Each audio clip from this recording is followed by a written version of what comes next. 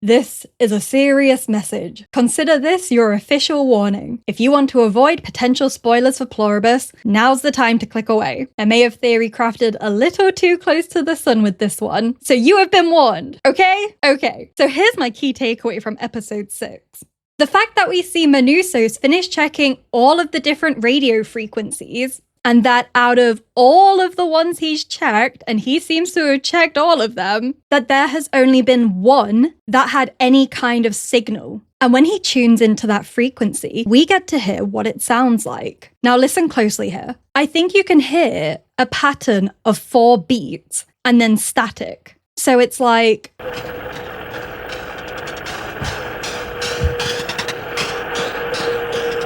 a 4-beat pattern coming through on a radio wave?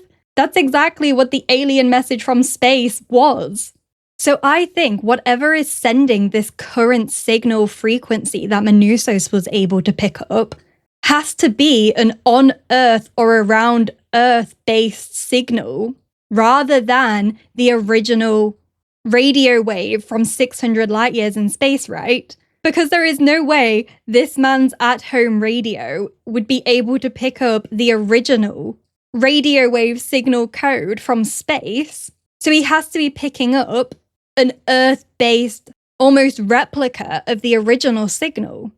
And if he's picking up this signal that's based on Earth somewhere, that means it has to be the joined, the others, that are sending out this broadcast. Right? Because they're in control of the whole world now. So anything that's happening has to be from them. So why would they be doing this?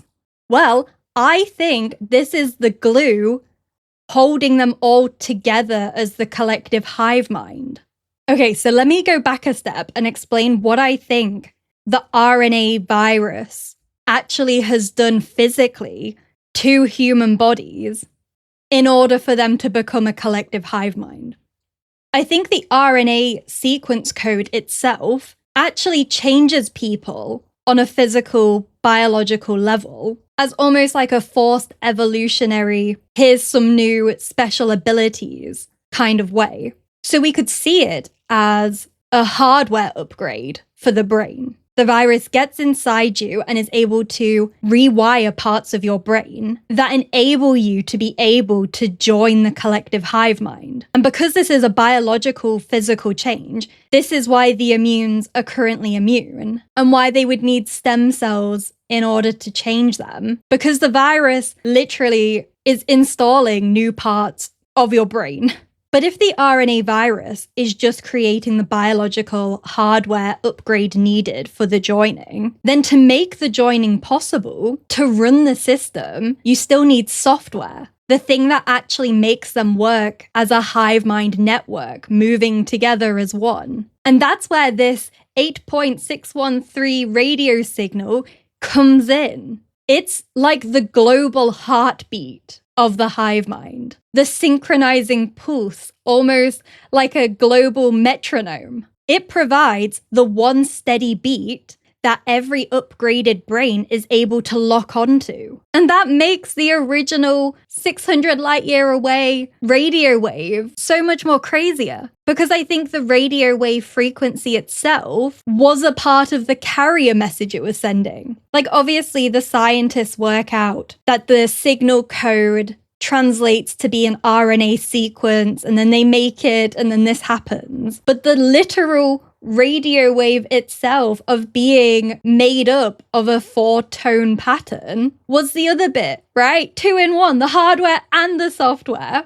And if everyone is just able to stay in sync together by being attuned to this specific frequency, it's going to feel so natural and normal for them to be a part of the hive mind. Like, I think this is why they feel so content and happy as a part of the collective consciousness, is because the hardware upgrade to their brain has transformed them to be specifically susceptible to this radio wave frequency. Like, think of it in terms of animals, like birds and sea creatures use a lot of internal rhythmic patterns as part of their survival, like knowing which way is north and south because of the magnetism of the earth. And they obviously don't think about that, and they don't know that they can do that. They just know it's getting colder, I have to go in this direction. Like, that is how I think it feels for them to be a part of the hive mind is. This is so natural and normal, and I feel so content and happy being where I'm supposed to be. And the thing with animals that have these natural instincts is that if something disrupts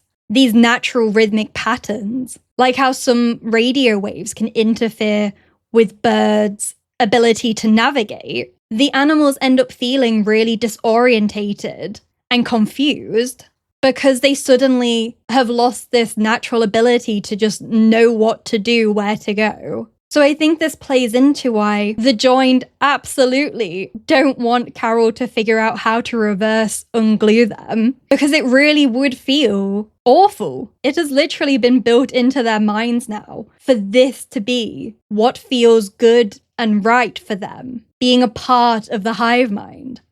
So essentially, I think the joined are purposely broadcasting this frequency because they need it to all stay connected to each other as the hive mind. And because they already have the hardware in their brain, they would purposely seek out being able to be exposed to this signal, right? Because it's now part of their natural instinct nature. So now I think this is part of the early stuff that they've been up to in the background, is as soon as it started spreading in the military air bases, they were probably also working on infecting people that had access to satellites or big antennas, things that can broadcast this frequency everywhere, so that as more and more people are being brought into the collective consciousness, they're able to stay together as they grow, because this frequency, this global metronome, is attuning them together. And if this is the case, of the hive mind are only able to stay working in perfect harmony together if they're exposed to this specific radio wave frequency, it now makes sense what was said in episode 2 when Carol's like, the astronauts up in the space station, are they like you? And Zosha says, they are. They're on their way back. To which Carol then asks, and everybody at the South Pole and on nuclear submarines, missile silos, Area 51? And Zosha says, yes, we made a point of reaching them early on. That's kind of the best way to do it. Do you see what all of these locations have in common? They would be the exact people that would be outside of an Earth-based radio wave signal. So of course they had to reach those people early, because if they didn't, it would be a situation where they're not exposed to the radio wave frequency, so they're not able to stay joined to the hive mind. These connections, you see, we're connecting the dots.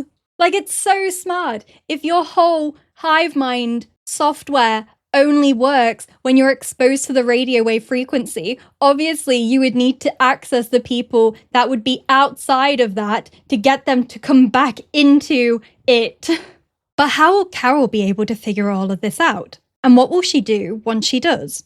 Well, after what we've just seen at the end of episode 6, I'm pretty sure Manousos is on his way to Carol's house right now. And even though communication might be a bit difficult for them, he has to at some point show her his little book of all the different radio frequencies and how there was only one channel that had any signal broadcasting on it. So the way Carol finds out about this specific radio wave channel seems pretty straightforward. But how are they going to be able to connect all the dots we just went over?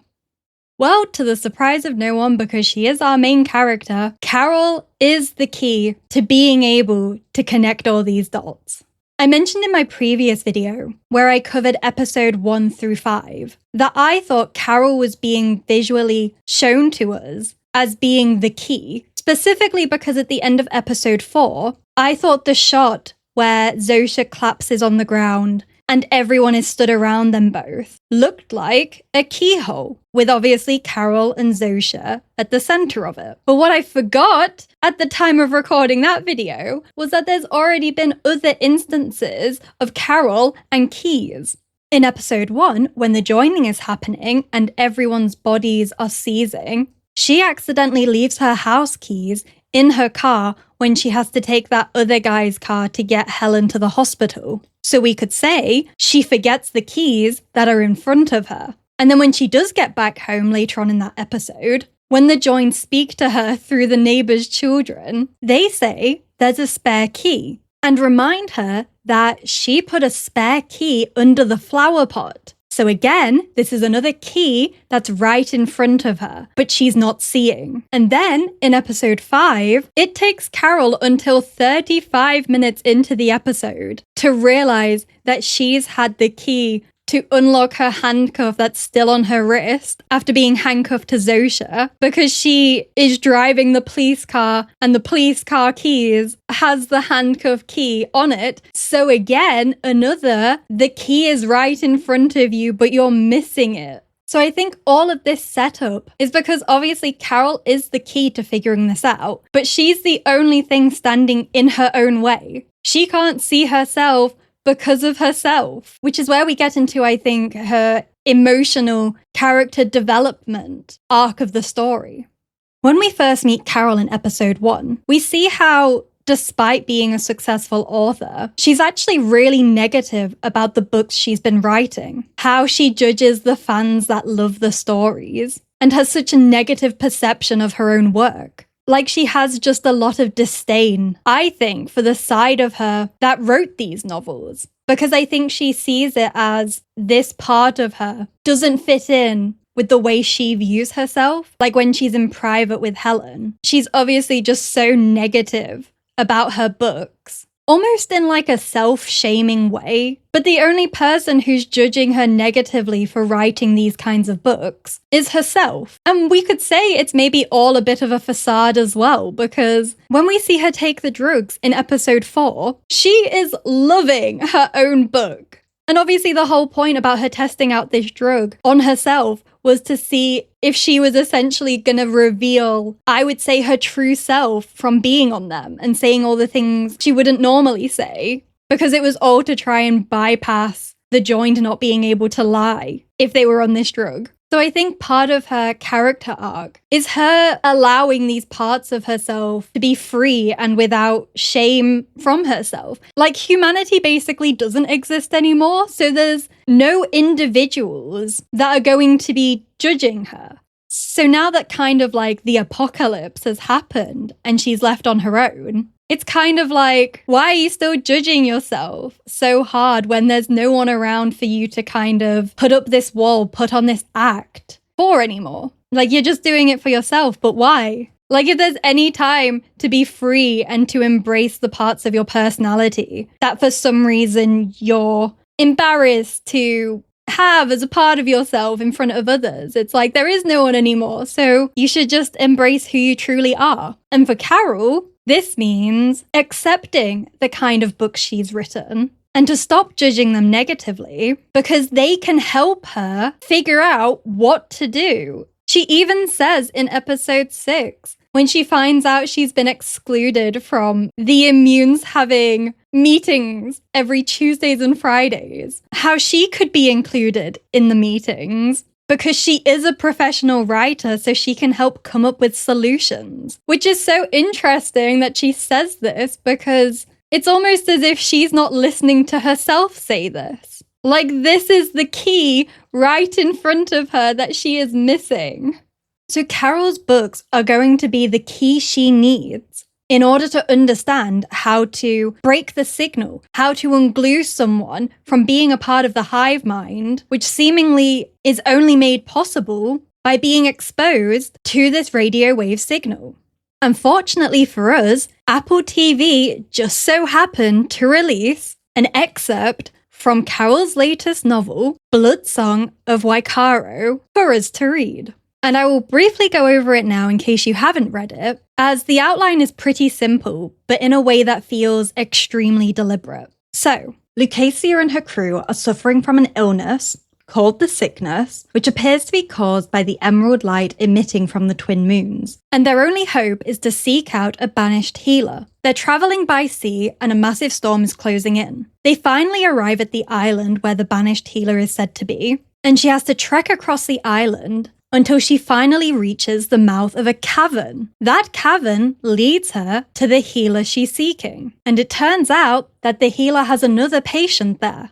Lucasia hears his voice and realizes it's Raban, the man she believed dead. She says to him, "Raban, is it really you?" To which he replies, "I'm sorry, madame. Have you mistaken me for someone you know?" With that being the final line. Now, I have massively simplified it, so you should definitely go and read it for yourself if you haven't. But I'm feeling really confident that this tells us and will therefore tell Carol exactly what to do. The problem with the joining the hive mind is really similar to the illness happening in the book, how it's coming from an environmental force. It's in the sky, you can't get away from it, which is obviously representing this radio wave frequency. A cave becomes the place where she can finally find a healer, which is telling us exactly how Carol can, and I think will,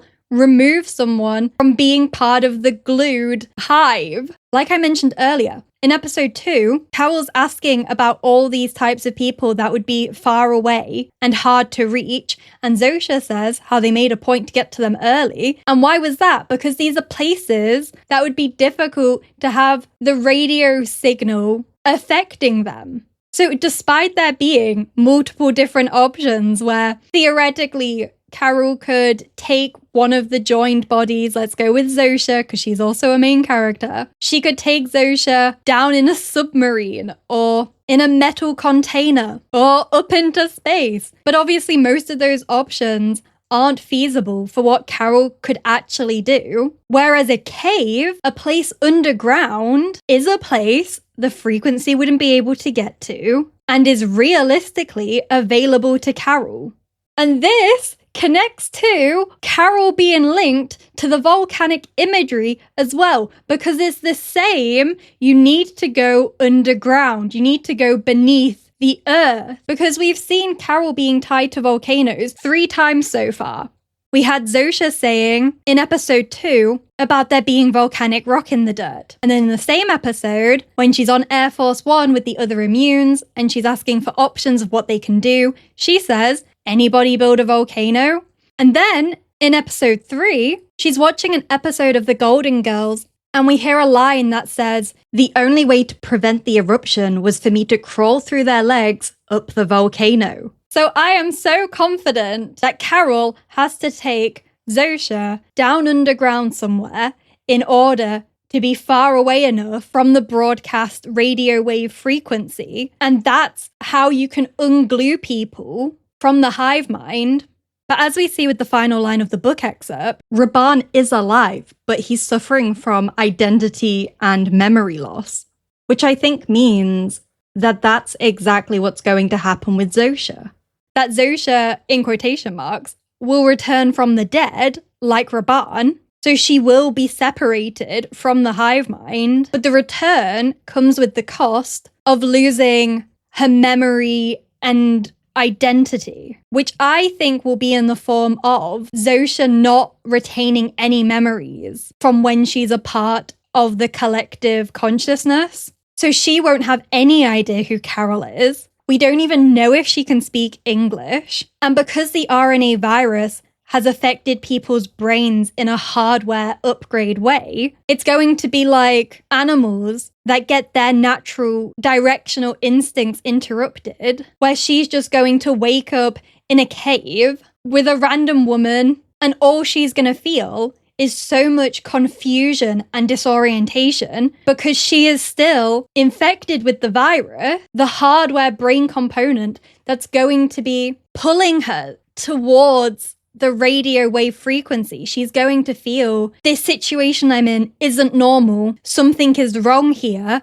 I need to just get out, run towards where I'm feeling pulled towards, which will be the radio frequency. So this disorientation, memory, identity loss that Zosha is likely to face shows us how ultimately this isn't the solution. Which makes sense because this show is apparently going to go on for a few seasons, so there's obviously got to be more. But this temporary ungluing of removing a body from being within range of the broadcast frequency, even if it is only a temporary ungluing for now, it's still something, right? Like we've still, I think, discovered, and Carol will discover, this first initial step. But of course it comes with its own problems, right? Like with how I said it's probably going to be like Raban of suffering memory, identity loss, having disorientation. It pulls in all of these moral, ethical questions as well. It's probably going to be a really horrible experience for Zosha to be put through that, to be pulled out of the hive mind. It's the kind of move that solves one problem while creating 5 more. But at the same time, this is the first real lead I feel like we have to ungluing people, so you've got to break a few eggs, right? But anyway, those are just my thoughts and theories about Pluribus after watching episode 6. That essentially, the radio wave is being broadcast on Earth by the joined, and that's the glue holding them together. So an underground space would be a realistic way to interrupt the signal, which I believe is what Carol will figure out from reading her own book. But unfortunately, this seems to only be a temporary solution of removing the software element. So there's still the hardware, physical, biological side of things that needs to be solved. Which makes me think that the end of season 1 will be about this messy first extraction before we begin the much bigger search for a real cure in future seasons. But what do you think? What will be the solution to permanently remove people from the hive mind? And do you think Zosha makes it through this initial attempt intact? Let me know your thoughts in the comments. And if you enjoyed this video, be sure to give it a like, as we always have to appease the almighty YouTube algorithm. And make sure you subscribe if you haven't already, so that you can see more of my Pluribus takes. Thank you so much for watching, and I will see you in the next one. Goodbye! She slowly turned to face the raspy voice. I think this could be a movie.